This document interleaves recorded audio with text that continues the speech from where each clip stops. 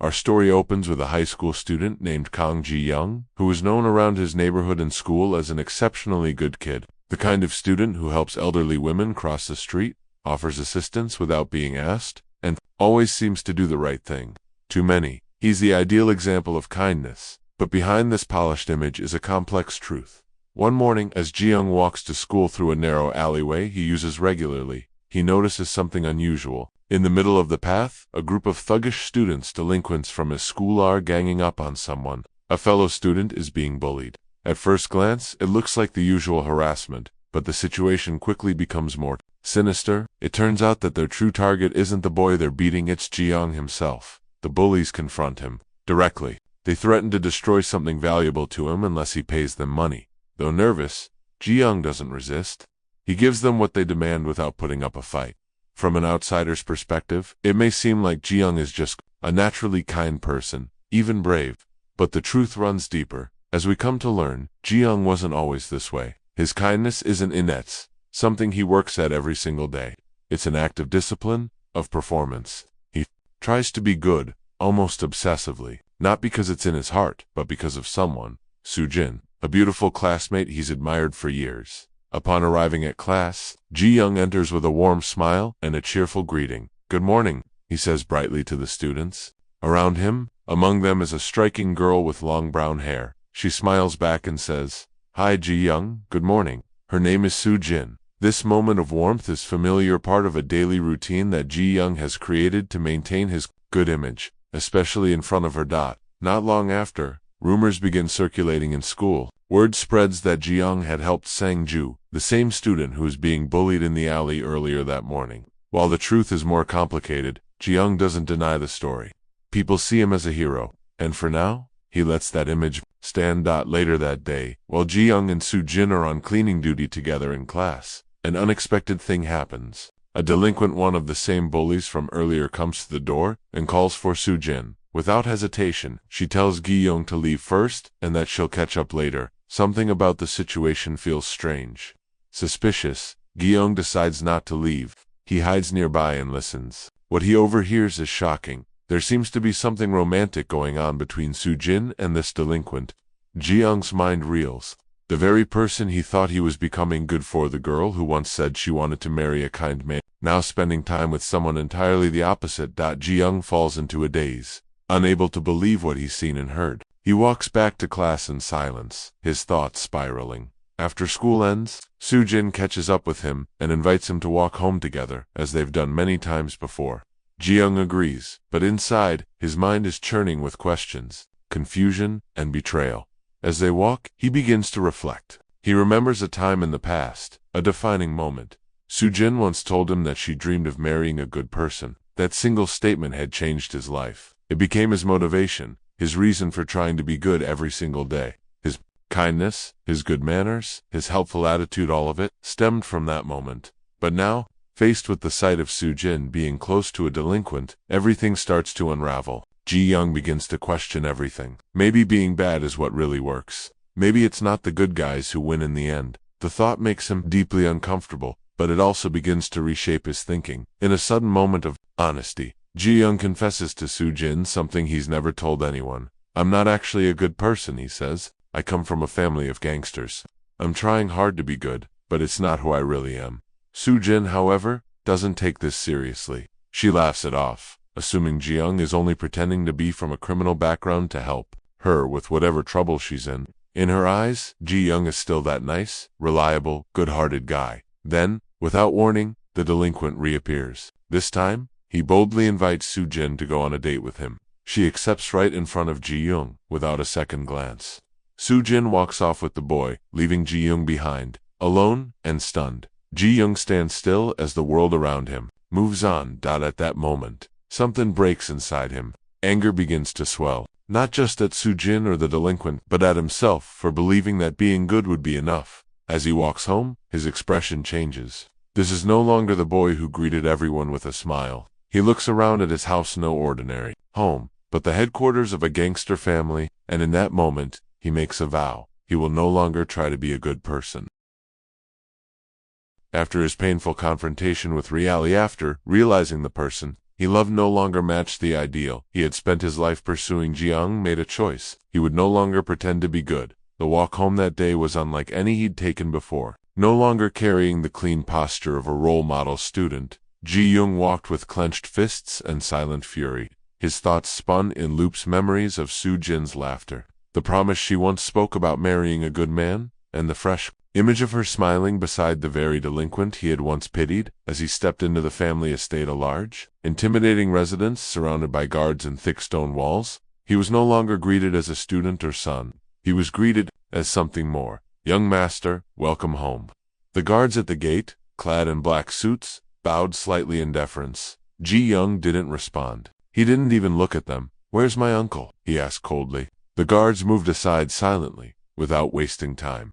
Ji-young stormed through the expansive halls, straight to the room where his uncle, his father's right-hand man, seated, mid-phone call. He didn't knock, he didn't wait.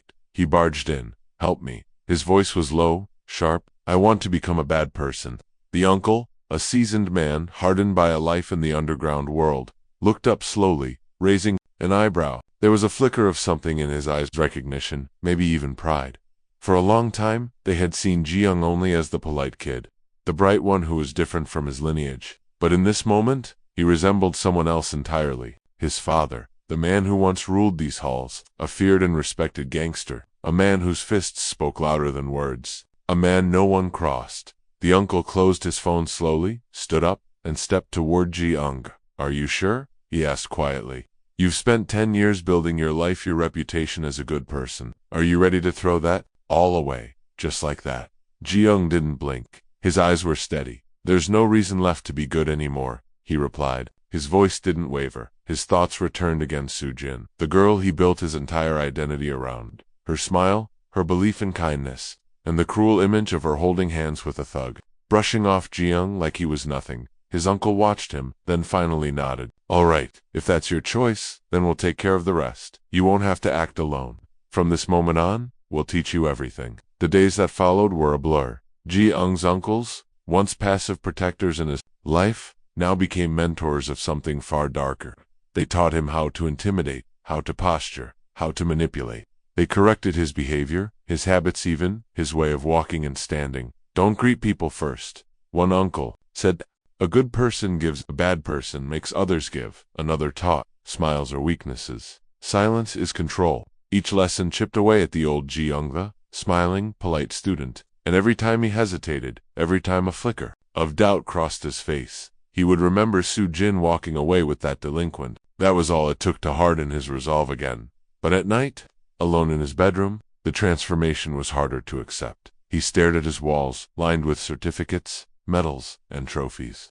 Achievements from years of dedication, academic excellence, leadership awards, community service, recognitions. They stared back at him like ghosts of a life he no longer belonged to. He lay on his bed and whispered to himself, "Can I really become someone else? Can I erase 10 years? Just like that." But his decision was made. The next morning, Ji-young arrived at school, not in his usual clean uniform, but wearing flashy streetwear accessories, and a cold expression that dared anyone to question him. No one had ever seen him like this. And most telling of all, he didn't greet a single person. He walked down the halls where he once chirped cheerful good morning-s. But now, nothing. His lips twitched, his throat itched. His body wanted to greet people. It was a deeply ingrained habit, but he resisted. He had to resist. Confused eyes followed him. Students whispered, "Is that Ji-young? What happened to him? He looks like a gangster." Even Soo-jin noticed the change. She approached him carefully, brows furrowed. "You're acting weird. What's going on with you?" Ji-young didn't hesitate. He looked straight into her eyes and replied coldly, "I'm not the one who changed first. You were." He said it clearly. A mirror held up to her own actions. She had changed long before he did. She was the one who walked away from their childhood values. She was the one who chose someone else. Later that day, while wandering alone, Ji-young saw something that crushed any lingering doubt. Soo-jin's boyfriend, the same delinquent, skirting school responsibilities, hanging out with multiple girls, laughing with them, touching them, cheating. Ji-young followed quietly and saw the boy take one of the girls to his house. The mood shifted when the girl resisted his advances. Voices rose. A fight broke out between them. Ji-young crouched behind a wall, conflicted. He didn't want to help, but he also couldn't watch silently. In a moment of reckless decision, he picked up a stone and hurled it. The first stone missed. It hit the girl. She screamed, panicking. Ji-young grabbed another stone and threw again, this time hitting the delinquent boyfriend squarely. He staggered, using the distraction. Ji-young rushed in, pulled the girl. After the chaos of the fight and the sudden rescue, Ji-young and the girl he had helped, whose name he soon learned was the Ji, found shelter in a quiet corner of the city. A small bench, half shaded by trees and far from curious eyes, became their momentary refuge. The Ji sat in silence, still catching her breath from the frantic escape. Ji-young, despite his rough new image, went to a nearby shop and bought a box of band-aids. When he returned, he handed them to her and muttered a brief apology. The earlier accident, the first stone that had struck her, still lingered awkwardly between them. As they talked, something unexpected surfaced. The Ji was actually one of Ji-young's classmates. But she didn't recognize him. His transformation had been so drastic, so complete, that he seemed like a stranger. The old Ji-young was gone, hidden behind the cold fashion, the accessories, and the silence. Their conversation turned personal. Ji-young, with a strange mix of bitterness and curiosity, asked whether the Ji also liked bad boys, men like the one she had just escaped, or like Shinjung, Sujin's current boyfriend. The question hung heavy. It wasn't just about the Ji opinion, it was Ji-young trying to understand himself. Could he truly become like them? Could he really discard everything he was? Meanwhile, somewhere across town, Shinjung, enraged and confused, returned to the spot where someone had hurled stones at him. He scanned the area and found something, evidence. Perhaps that suggested someone had been hiding there. His anger boiled over. Whoever it was, he wouldn't let it go. Back at school, Ji-young and the Ji parted ways with a quiet agreement. What had happened that day must remain a secret. No one could know, not the teachers, not the students. When Ji-young arrived back at school, everything felt slightly different. In the cafeteria, he sat with his usual group of friends, but their conversations were cautious, almost uneasy. They stared at his outfit, his demeanor, the new way he held himself. It was like someone had swapped him overnight. Some whispered questions turned into open concern. Why was he acting like this? Why the sudden change? One of them mentioned how he looked dangerous, even intimidating now. But instead of being offended, Ji-young felt something else, satisfaction.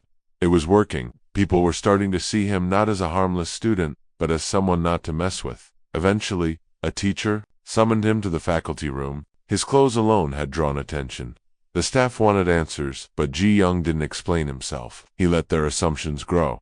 During lunch, the Ji surprised everyone by sitting at Ji-young's table. Her presence alone created a stir. Students murmured, wondering what kind of connection she could have with the now rebellious Ji-young. Without prompting, the Ji looked directly at him and asked a question that pierced through the table's tense silence. If he really wanted to be bad, then why had he helped her? It was a question Ji-young didn't answer. Instead, with quiet frustration and rising emotion, he stood up and left the cafeteria. Sujin, sitting not far away, caught sight of him as he walked out. Her eyes followed him, not with affection, but confusion. Something about him was unraveling, and she could feel it. As Ji-young returned to his classroom alone, he reached for the accessories he had worn, necklace, rings, and chains, and began to strip them off. But when he touched his fingers, panic hit him. The ring, the one his uncle had given him, a cherished heirloom, was gone. He searched frantically, tearing through his desk drawer, scanning the floor. Nothing. The ring, once passed down from his father, had vanished. Before he could process the loss, Shinjung appeared. Without warning, Shin lashed out. Ji-young was knocked to the ground, kicked several times. His body curled defensively, but there was little he could do. Shin was stronger, wilder, and far more brutal. Just when it seemed the beating would continue, the Ji appeared. She stepped in, defiant, confronting Shin directly. He turned his rage toward her and demanded to know who had helped her escape earlier. His tone was laced with threat, but the Ji didn't flinch. She looked him in the eyes and calmly stated that the person who had helped her was Songjung Suchon Suka, name that carried weight. A man more dangerous than Shin, more feared, more unpredictable. Not a thug, but a genuine menace. Shin's expression froze. With just that name, the Ji had turned the balance of power. Ji-young, still on the floor, watched in stunned silence. He didn't fully understand what the Ji had just done, but for the first time that day, he realized he wasn't alone in the chaos. And yet, somewhere in his heart, something remained unclear. His mask was on, his act was in motion, but deep down, Ji-young still had no idea who was he really trying to become. The classroom still trembled with tension when the name Song Jung Suyok was uttered. For a moment, Shinjang's aggressive posture collapsed into visible unease. That name wasn't just a bluff, it carried weight. Everyone knew that Song wasn't an ordinary student. He had a reputation built not from rumors, but from cold, undeniable truths. Even when he did nothing, his presence was heavy. Song was asleep at his desk when Shin, still fuming but uncertain, stepped toward him and asked the question directly. Had he helped the G that morning? Before anyone could breathe, Song's eyes snapped open. His expression darkened instantly, as if being awakened into a fight. His voice, low but sharp, cut through the air. He asked Shin what exactly he meant. Shin hesitated, then repeated his question, demanding to know if it was truly Song who helped the G earlier. But by now, the scene had shifted. Song noticed the G standing stiff and uneasy nearby, and Ji-young not far away, still bruised. He looked around, assessing the weight of the moment, and replied calmly, "Yes, he helped her." That single sentence sent a jolt through the room. But Shin wasn't ready to back down just yet. He called it a light, perhaps, a cover for someone else. That was a mistake. Without warning, Song stood and grabbed Shin's wrist, his grip tightening like a vice. The pain hit immediately. Shin's expression twisted in panic as his bravado dissolved under Song's crushing grip. No words were needed. Song's silent anger was far more dangerous than any threat. Within moments, Shin backed off and fled. The scene, humiliated. But as he passed by Ji-young, something caught his eye. A memory. The figure who had thrown the stones at him earlier wasn't too different in size from Ji-young. That thought lingered for just a second, till he saw something glinting. The ring. The one Ji-young had lost. It was now on Shin's hand. Ji-young saw it too. His breath caught. That ring was irreplaceably, it belonged to his family, a symbol of his bloodline, and a gift from his uncle Gai-sang. It wasn't just jewelry. It was a weight of legacy. Conflicted. Ji-young turned to the Ji and Song and thanked them. Without their intervention, things might have gone far worse. But as grateful as he was, anxiety gnawed at him. His uncle's ring, his only physical connection to his father, was in the hands of the enemy. That night, Ji-young returned home, bruised, sore, and silent. The moment he stepped through the mansion gates, the staff froze. The young master, the heir of the household, had returned battered. Whispers quickly turned into a chorus of alarm. Guards clenched their fists, ready to act. Rage simmered just beneath the surface. News of Ji-young's condition reached Gai-sang, the uncle who had entrusted him with the precious ring. When he heard that the young master had been beaten, his calm shattered. The rage that erupted from him was instant and explosive. He demanded to know who dared lay a hand on his nephew. The others around him barely held him back from immediately storming out to avenge Ji-young, but another elder, Hyung-nim, a fellow uncle, intervened, insisting that they stay calm and listen first. Everyone was summoned to the meeting room, including Ji-young. In the heavy silence of the family's private chamber, Ji-young explained everything. He admitted it was he who had thrown the first stone. The room went silent, then erupted into laughter and pride. Not ridicule, not disappointment, admiration. For them, this wasn't a mistake. This was a sign. The young master had finally taken his first step. Hyung-nim, leaning forward with a sharp gaze, nodded. Ji-young had made a choice, and now it was time to follow through. If he wanted to survive in the world he was stepping into, he needed more than guts. He needed training, not just in deception or attitude, but in combat. Hyung-nim told him plainly, if you want to fight, start where everyone starts, with your fists. Start small, start with someone weaker, and learn. The lesson was brutal, but in this world, their world, it was the only way to gain power, respect, and survival. Ji-young sat quietly in that room, surrounded by men who lived by a different code. Part of him still remembered the boy who greeted people with good morning, but that boy was gone, now buried under bruises, betrayal, and an awakening legacy. And as he looked down at his bruised knuckles and thought of the stolen ring, he realized, this path has no halfway. You go all in or not at all. The meeting room was dimly lit, its heavy wooden tables surrounded by men who once ruled the underground world with bloodied knuckles and silent power. Now, they gathered not for war or negotiation but for Ji-young, the heir of a feared legacy. The boy they once swore to protect, he was no longer a child in their eyes. He had chosen his path. It was time for him to walk it. They spoke with certainty to be bad. You must begin with the weak. That's how power is built. Villains, they said, don't waste time on heroes. They thrive by stepping on those beneath them. Weakness is opportunity. Morality is a chain. If he truly wanted to discard his good boy mask, this was his chance. Ung listened, quiet, stiff, his hands curled into fists under the table.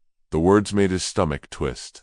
Somewhere deep inside, he still heard the echoes of a younger version of himself saying good morning to everyone in class, helping old ladies cross the street, picking up trash without anyone watching. That version of him, though, had died when he saw Sujin laugh in the arms of a delinquent, so he nodded. He agreed, out loud at least.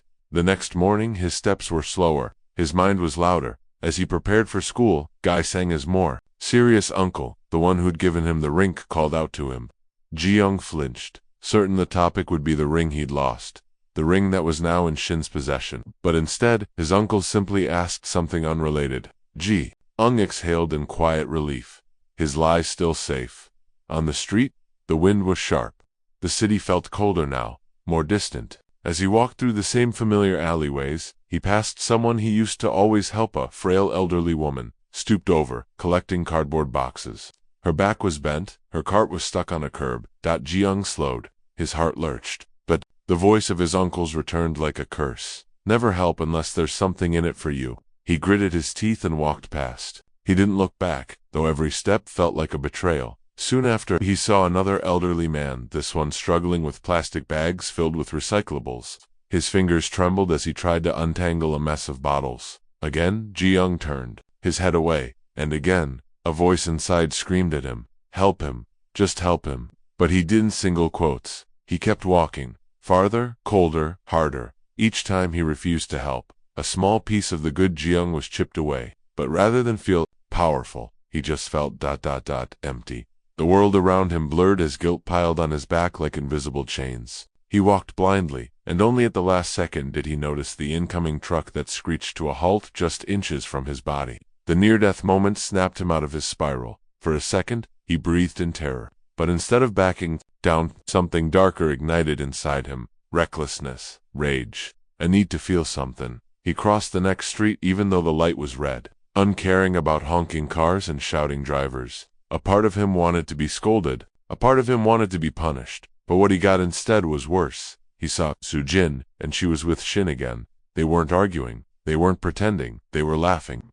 Holding hands, smiling like two people in love. Ji-young froze. On the sidewalk, his body still but his insides storming. She once said she wanted to marry a good man, that she couldn't stand bullies, that she hated bad boys. So why him, Shin, the thug, Shin, the liar, Shin, the one who had cheated on her already? What was Ji-young even doing this for? Why had he spent years forcing himself to be kind, polite, helpful if kindness meant nothing to the people he cared about? He clenched his fists. If bad guys are what girls love, then I'll become the worst of them all. Later, as he walked through a side street, he heard familiar sounds, fear, taunts, the helpless shuffling of feet. He turned and saw a smaller student being cornered. This time, Ji-young didn't hesitate. He walked toward them not to help, but to do what he was now meant to do. But what he saw stunned him. It wasn't a group of boys doing the bullying. It was the Ji and two of her friends. The Ji, the girl he had accidentally saved just a day before. She was smirking, looming over a younger student who was clutching his bag. Wide-eyed and terrified, Ji-young blinked at the Ji, and her friends turned to him, expecting what? A hero, a savior. But Ji-young inhaled. This was the moment. He had to commit. He walked up, slowly, his heart pounding, and looked at the boy. His mouth opened, and through a dry throat and a fake coldness, he said, "Give me your money, or I'll kill you." His voice cracked, his face trembled. But he said it. The boy froze. The girl stared in disbelief, and Ji-young stood there, unsure if he had crossed a line or stepped onto the right path. Every instinct in his body screamed that this wasn't him, that this wasn't how his story was supposed to go. But he stayed, still, wearing the mask of a villain, because in this new world he was creating for himself, there was no turning back.